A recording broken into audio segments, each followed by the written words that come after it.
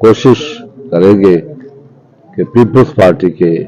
माजी के दौर के बजट को दोहराया जाए, क्योंकि उन बजट में आवाम को रिलीफ दिया जाता था, मजदूरों को रिलीफ दिया जाता था, किसानों को रिलीफ दिया जा रहा था।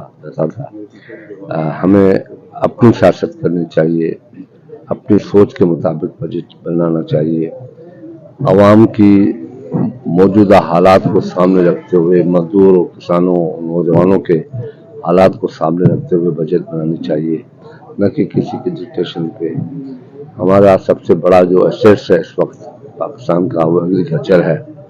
और एग्रीकल्चर पे जो टैक्स लगाने की बातें सुन रहे हैं, मैं अभी भी आपकी तरह हूँ,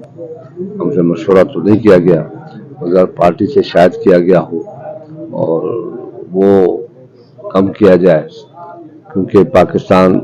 की अभी तक जो वजूद है, जो हकीकत है, जो को तस्लीम करना चाहिए कि दुनिया की बड़ी ताकतों ने कोशिश की है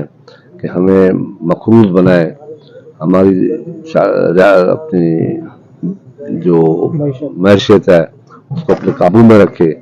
मगर आज तक हमारा जिंदा रहना, कायम रहना, बकाया हमारी इसमें है, हमारे पास एग्रीकल्चर है, और एग्रीकल्चर से हम आगे बढ़े हैं और बढ़ते रहेंगे, कोई नहीं रोक सकता। अगर हमने एग्रीकल्चर के ऊपर यही टैक्स लगाना शुरू की तो मैं समझता हूँ ये हमारी ताकत कमजोरी में तब्दील हो जाएगी, बड़ा कमजोर हो जाएगी। मैं पहले भी यही कहता हूँ, आज भी कह रहा हूँ, कल भी कहूँगा कि ये जंग किसी बड़ी ताकत या बड़े मुल्क के नाम पे नहीं लड़ सकती। इस 4 दिन की जंग ने दुनिया का नक्शा तब्दील कर दिया है। जिसके पास टेक्नोलॉजी होगी उसका वो मुल्क ताकतवर होगा। अब बड़ी पॉपुलेशन, बड़ी सरहदें के नाम से जंग नहीं लड़ी जाएगी, अभी टेक्नोलॉजी की जंग होगी, मजीद टेक्नोलॉजी की, नए टेक्नोलॉजी